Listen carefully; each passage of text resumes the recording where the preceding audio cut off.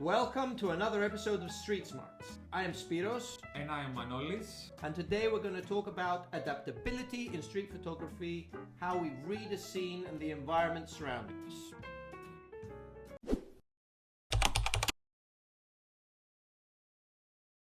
So tell us, Spyros, what adaptability in street photography means? Adaptability in street photography basically means to be flexible on level of thing, or a level of different things. So for example, to be flexible with your composition, flexible with your technique, flexible in the way you use your gear, and to have a mindset that's open and adaptable to the surrounding environment. So there is no one-size-fits-all approach. You can't go around shooting with the same settings no matter what the lighting. You can't go around shooting with the same attitude. I mean, if you're in a place where it demands that you're quiet for some reason, you have to adapt. You have to make yourself stealthy. If you're in a place where it's more erratic, like for example, I don't know, a protest, we'll talk about that in a bit, you have to change, you have to adapt to the situation. And the same thing goes with the way you use your gear. I mean, sometimes you have to have slow shutter speeds, narrow apertures, wide apertures, it depends. So that's what we're going to talk about today. What do you think? What do you think adaptability is in street photography? Well, for me, adaptability is to have the ability, let's say, to pre-visualize your shot. Know exactly what to do in order to take the result that you have visualized. It is very important to know all of the lighting conditions in the scenery that you are shooting, where the light comes from, behind the subject, in front of you, everything. You have to see if you are in a fast-paced environment or a slow-moving one.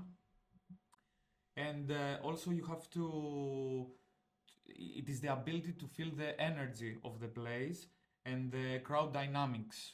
That's important. Yeah, how people come and go, and also to not just do one shot, like have the ability to adapt in any shot and in multiple shots in the same place of the same scenery that you are shooting, which this comes from experience, and it is a difficult thing to do in street photography. To have the ability to frame quickly, to read the people, read their movements, the light. Yeah, I agree. So basically, what you're saying is when we're doing street photography, we must be extra sensitive to our surroundings and we must react accordingly. Yeah, I mean, I think that this is the most basic thing. Okay. What do you do when you need to adapt quickly in a shot that you want to take? Usually the first thing I do is I pivot. I move. I either change my location or I change my vantage point, my height. So I sometimes I go lower, or I try and go higher by stepping on something, or I move left or I move right, and I try to avoid any obstacles that seem to come into my way, jump up into my way. So, and when I say obstacle, I don't only mean something physical. It might be something else. For example, it might be rain, or it might be the sun shining from a glass into my lens. Flares. A flare or whatever. So it's all about avoiding obstacles, avoiding distractions, using my body, my feet, and my technical skills with my camera. And saying that, we have to talk about stealth mode and direct approach in street photography. Yeah, what do you think about that? Yeah, in street photography, I think there are 4 axes. There's X, Y, Z. Yeah. So there's the stealth mode and the direct approach, and then there's the patience or fisherman style and the chase or hunter style. And I think that all these things are different between themselves, but they can actually work together as well in combination. Okay, we should explain to our viewers what is a fisherman style and a hunter style. Yeah, we will. But first, I want you all to visualize how I'm thinking of this. I'm thinking of it as a cross, you know, and on one edge is one thing, the other edge is another thing, the other is another, the other is another. We can present a graph. Yeah. As you can see here in this graph, this is what we're thinking about. So, stealth mode is, as the word suggests, it's when the street photographer decides to become invisible, blend in with the surroundings, and make a shot without being noticed and without disrupting the scene. So letting everything evolve naturally without his presence. Without his presence being noticed, Yeah. yes, without affecting anything with his presence. The direct approach is the complete opposite. The street photographer, with his presence, indirectly affects the shot, but tries to capture candid moments before the subject is alerted of his presence. So this usually happens with street portraitists who use a flash or who shoot very close up. They usually move suddenly or jump in front of a person and they take a photograph, and that disrupts the flow, so it's different to the stealth mode. Then we have the fisherman patience, whatever we said before. The fisherman is someone who waits. He finds a frame which he likes, or she likes. The street photographer finds a frame that they like. They compose it and they just wait for a person to walk in. This is not stealthy exactly, because the street photographer in this situation is not trying to hide, but the street photographer is trying to capture the frame that he has imagined, waiting for the person to be placed in the position he has imagined to create the photo that he has imagined. And then there is the hunter, the chaser. This kind of street photographer is one who sees a subject, finds it interesting, and follows it. They follow the subject and they take photos. Some people will say that the hunter is also a direct photographer, but no, because you can also be stealthy and be a hunter at the same time. Exactly. So these are the kind of distinctions I have in my mind as far as what kind of street photography a person can do. I'm sure that if we overanalyze it, we can think of more. What do you think? Well, I have the same graph in my mind. Okay. How you approach street photography. Of course, there are two types of street photographers, in my opinion, too: the fisherman and the hunter. On the way they are shooting when they're in streets. A hunter may cover up to 10 kilometers per photo walk.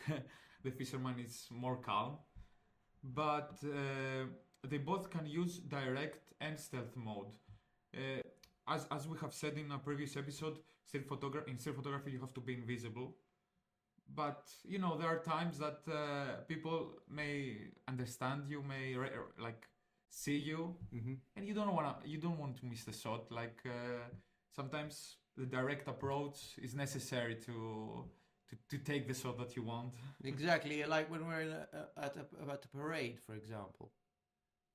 We went to a parade, a carnival parade, both this weekend and the previous weekend. Yeah. There were many people there. There was a crazy vibe going on, lots of energy, and we were just photographing people directly. Yeah. Nobody cared though, because of the situation. If we did the same thing, for example, in another situation where it required us to be socially more restricted, we would have been frowned upon. Yeah. And that comes the adaptability skill, because I got a 90mm lens that I hadn't used before from our really good friend Andreas Kamoutsis. Yeah, I remember. Wow. Yes. Yeah. I Yes, remember and that. I had to adapt with this lens. You made some really nice portraits. We're gonna throw them up on the screen for the viewers to see.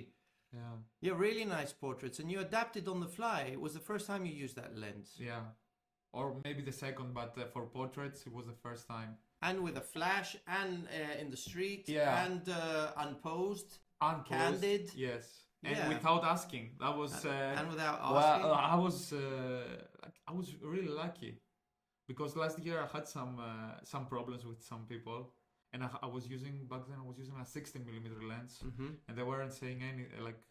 I had some problems. They were like, "Hey man, what are you doing?" But this year with a 9mm lens, I was photographing them from like 10 centimeters distance, and they were like, Can I ask they a didn't question? say anything. Can I ask a question? With the 16mm lens you were using, was it the zoom lens you've got? Yes. Well, that's much bigger because I saw the 9mm lens. It's a tiny little lens. Yeah. It makes your whole setup much more compact. I really think that people feel, when they see a bigger kit, yes, in general, they feel more alert and threatened than when they see a smaller camera. That's why I think the best cameras for street photography are the smaller ones, in my opinion. Yeah. Because you are less of a threat, in inverted commas here, less of a threat to the people you photograph. Well, it is very important to not make your subject or anyone that you are photographing not feel like you are a threat to him. Yes, exactly. That's why it's very important to, as you said, the mindset, the character. You have to have a smile. You have to adapt to the situation. Last week it was it was the carnival. It was a joyful environment, so it was way easier. But in other occasions, another situation we lived through. There was this crazy demonstration with hundreds of thousands of people gathering in the streets of Athens as a protest for a terrible accident that happened 2 years ago with the trains.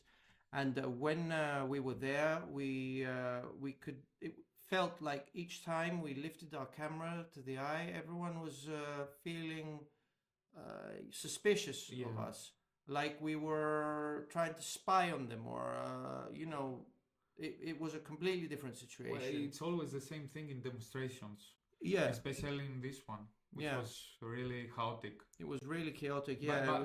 But also after the because the incidents that happened, it was very chaotic. The rocks were flying. yes. Over us, fire everywhere. Yes, it was terrifying. Very loud noises because of the. I don't think that in a normal occasion, a street photography will ever be in this situation. But this was also a good day to practice our adaptability. It was a good day to practice our adaptability. Yes. And we managed to grab a couple of shots without getting our heads opened up or anything like that. Yeah, it was exciting, exhilarating. That's why I believe. For example, in the demonstration that we were, it would be better to have a zoom lens instead of a prime lens, and that's where you have to understand the environment and the lens that you're gonna use. I really believe that a prime lens will make you a better photographer because the best zoom is the photographer's legs, they say.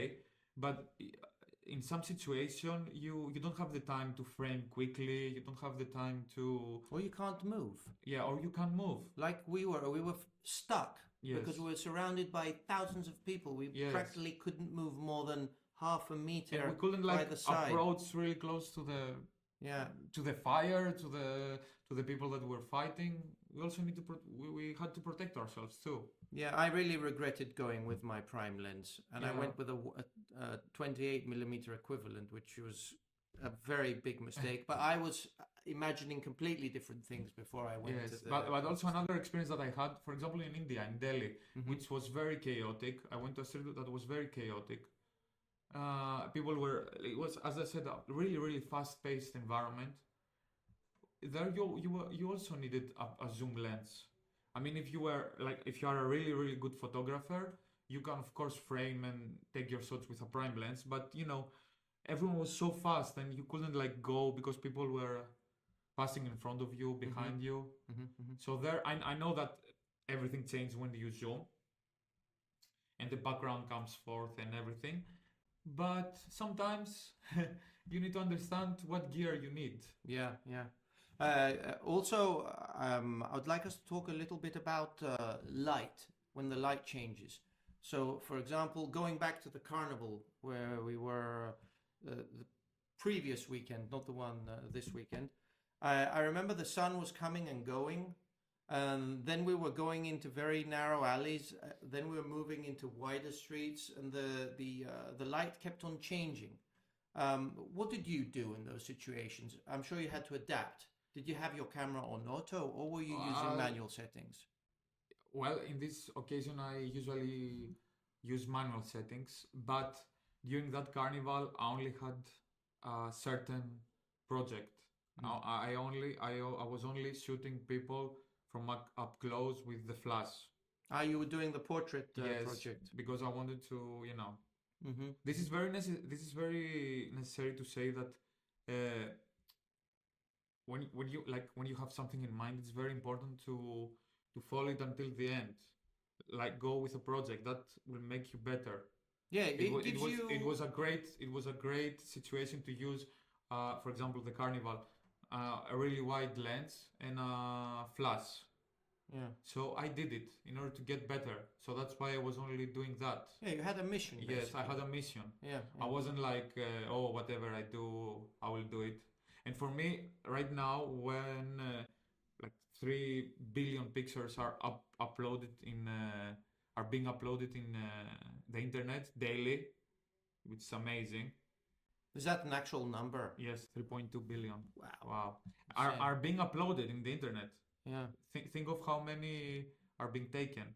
Yeah. It is very necessary for a photographer to start creating a project. Start, thinking not just for one shot, but for multiple shots. That's a great conversation. I think we should do it in another a episode. separate episode Yes. about projects in street photography. What do you think? Yeah, we will do that. Yeah, we'll do and that. we will also talk about some books. Yeah, that's a good idea too. Yeah.